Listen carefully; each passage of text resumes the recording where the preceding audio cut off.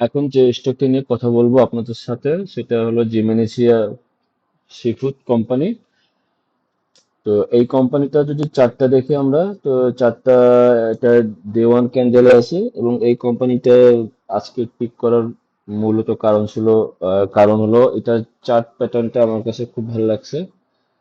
Not for এটার fundamental, এখানে শুধু জাস্ট টেকনিক্যাল এবং ওর চার্ট ক্যান্ডেল এবং ওর প্রিভিয়াস হিস্টোরি ও কিভাবে রিয়াক্ট করছে মুভিং অ্যাভারেজ গুলোর সাথে, এই কয়েকটা পয়েন্ট নিয়ে পয়েন্টের উপর বেস করে জেমিনি ফুডটা আজকে আমরা দেখব।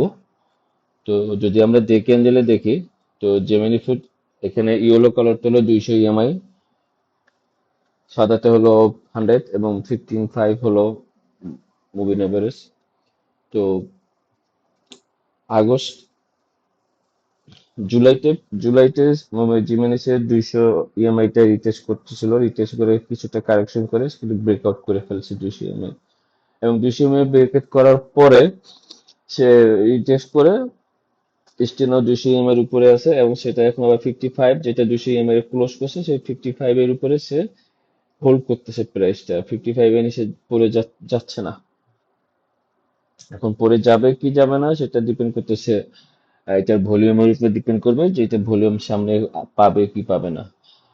তো এটা যদি আমরা একটু মিনি বেস করে চারটা দেখি, ওই 200 ইএমআই 2024 সালে জানুয়ারি মাসে বা ফেব্রুয়ারি মাসে, জানুয়ারি মাসে নভেম্বরের পরে, 23শে নভেম্বরের পরে যখন সে 200 ইএমআই নিচে চলে গেছে, অলমোস্ট কিন্তু একটা 1.5 বছর বা 1.5 2 বছর সে এটা ডাউন ট্রেন্ড ছিল। আবার যখন সে 2021 সালে আগস্টে 200 ইএমআই এর উপরে প্রাইসটা হোল্ড করতেছে, কারেকশন হওয়ার পরও 200 ইএমআই এর উপরে হোল্ড করতেছে, সেক্ষেত্রে কিন্তু সে একটা লং টাইম আপ ট্রেন্ড ছিল। এবং এটা যদি আমরা ব্যাকটেস্ট করি দেখি, যে মিনি ফুডটা কিন্তু এইভাবেই 2015 সাল থেকে এইভাবেই গত 10 বছর, 1.5 2 বছর আপ ট্রেন্ড, 3 বছর ডাউন ট্রেন্ড বা 2.5 বছর ডাউন ট্রেন্ড। তো এখন যেহেতু দেখতেছি এটা 200 ইএমআই উপরে আসলে একটা 1.5 বছর বা 2.5 বছর আপ ট্রেন্ড থাকে, এবং সেরকম একটা সুযোগ এখানে দেখা যাচ্ছে। তো সেই সুযোগটাই আমরা নেওয়ার চেষ্টা করি। তো ডে ওয়ানে দেখা যাচ্ছে যে তাই হচ্ছে। এখন আমরা যদি উইকলিতে দেখি, উইকলিতে সে এখনো 200 ইএমআই বা 100 ইএমআই কাছেও আসেনি, কিন্তু 55 সে ব্রেকআউট করছে, কিন্তু ব্রেকআউট করে সেটাকে রিটেস্ট করতেছে। তো আমরা আবার যদি ডে ওয়ানে চলে যাই, সেক্ষেত্রে এটা আমরা যেরকম চাচ্ছি অপরচুনিটি, সেই অপরচুনিটি এখানে দেখা যাচ্ছে। এখন যদি প্রাইস রিজেক্টটা দেখি, আমরা লাস্ট যেটা প্রাইসটা রিজেক্ট করছি কততে, লাস্ট প্রাইসটা 38-এ এসেছে, হোল্ড করে ফেলছে 50। এখন যদি আমরা যদি এইটা যদি আপ ট্রেন্ড থাকবে বা আপ ট্রেন্ড কনফার্ম করছে সেটার উপর বেশ করে, এবং লাস্ট যে পুল ব্যাকে ডাউন ট্রেন্ডটা হলো সেই ডাউন ট্রেন্ডটা নিয়ে আমরা যদি ট্রেন্ড বেস এক্সটেনশনটা কাউন্ট করি, তাহলে দেখা যাচ্ছে ওয়ান হচ্ছে 233, 1.27 হচ্ছে 250 এবং 1.61 হচ্ছে যে 277। এই তিনটা প্রাইস জোন আমাদের profit target price in future. এই তিনটায় কোনটা আমাদের টার্গেট নিব, প্রফিট টেক করব বা আমাদের হোল্ডিং আমরা ছেড়ে দেব, সেটা ডিপেন্ড করবে এই প্রাইজে যখন আসবে বা ওই সময় ইন্ডেক্সের কারেকশন না ইন্ডেক্স আপ ট্রেন্ড, বা বিশেষ করে জেমিনিসির ভলিউম এবং ক্যান্ডেল কি হচ্ছে, বিয়ারিশ এনগেলপিং পিন বা হোয়াটএভার, বা সেগুলোর উপর ডিপেন্ড করে আমরা ডিসিশন গুলো নিব। তো উইকলিতে দেখা যাচ্ছে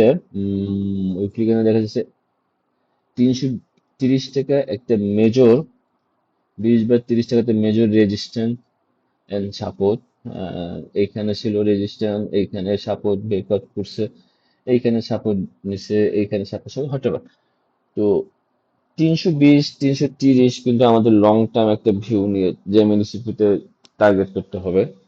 তো সেইগুলোর পরের বিষয়, সেগুলোর সাথে আরো কিছু কারেকশন আসবে, সেই কারেকশনে আমরা আবার এন্ট্রি নিব, হোল্ডিং ছাড়বো, বাড়াবো, ওইগুলো আমরা আবার এগুলো আপনাদের সাথে আপডেট করব। তো কারেন্ট যেটা আছে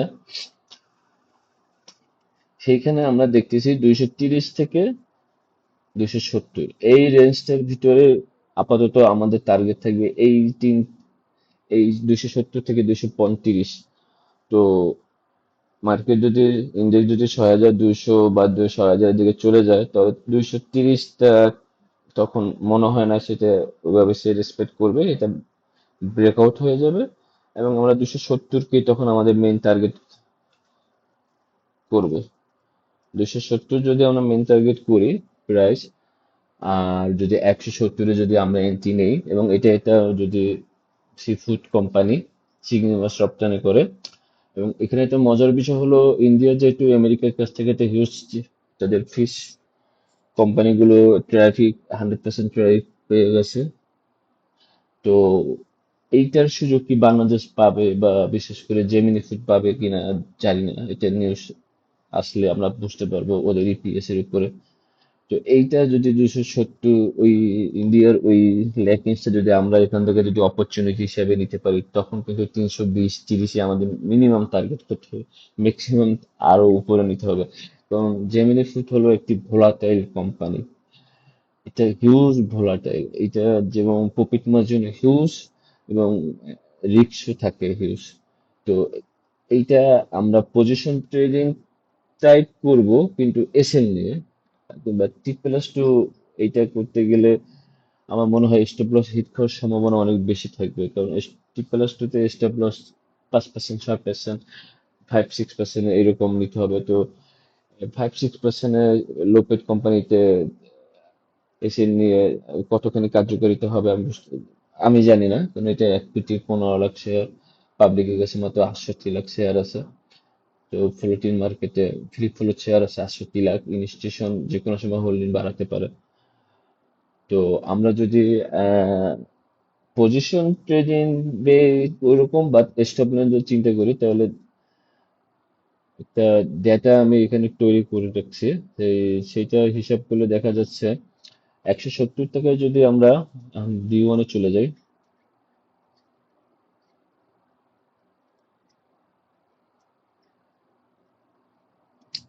170 টাকায় যদি আমরা এন্ট্রি নিই এবং এসএল যদি 143 টাকায় থাকে, তাহলে আমাদের স্টপ লস অলমোস্ট 27 টাকা পড়ে যাচ্ছে, সেটা হলো 16%। আর যদি আমাদের টার্গেট যদি 270 টাকা থাকে, সেক্ষেত্রে টেক প্রফিট অলমোস্ট 60% চলে যায়। এবং রেশিওটা হলো 1:3.6, মানে 1 টাকা লস নিয়ে 3.5 টাকা প্রফিট। তো থিওরিক্যালি সেটা ঠিক আছে, কিন্তু আহ, এখন হলো যে কিভাবে ইনভেস্ট করবে এখানে, যেহেতু এটা লো পেইড আবার প্রফিট টার্গেট বেশি। এখন আপনার যদি টোটাল 10 লাখ টাকা পোর্টফোলিও থাকে, তাহলে আপনি 10% হয়তো লো পেইডের জন্য আহ, বরাদ্দ রাখতে পারেন, যেটা এটা লো 10% হলে 1 লাখ টাকা আসতেছে। তো 1 লাখ টাকা যদি প্রফিট মার্জিন থাকে, তো এই ক্ষেত্রে আমরা হয়তো এখানে 60 থেকে 70 হাজার টাকার মতন ইন- এক নাও এসে ইনভেস্ট করব, বা আরেকটু বেশি 80 হাজার টাকা। তো 80 হাজার টাকার ইনভেস্ট করে আমাদের তাহলে যদি 16% এসএল হিট করে, তো আমরা আমাদের আগে মানি ম্যানেজমেন্ট দিয়ে আমাদের ক্যাপিটালকে আগে প্রোটেক্ট করতে হবে, তারপরে আমাদের প্রফিট নিয়ে চিন্তা করতে হবে। তো এইটার এই বর্তমানে এইটা হলো সিচুয়েশন। এখন আমরা দেখি ইন্ডেক্স কিরকম মুভমেন্ট করে, সাথে জেমিনি ফুটের ভলিউম কি আসে। এইটা এই পর্যন্ত আপডেট। পরে রেজাল্ট গুলো দেখে বা ইপিএস গুলো দেখে নেক্সট আরেকটা ভিডিও আপলোড দিব। থ্যাংক ইউ, ধন্যবাদ সবাইকে।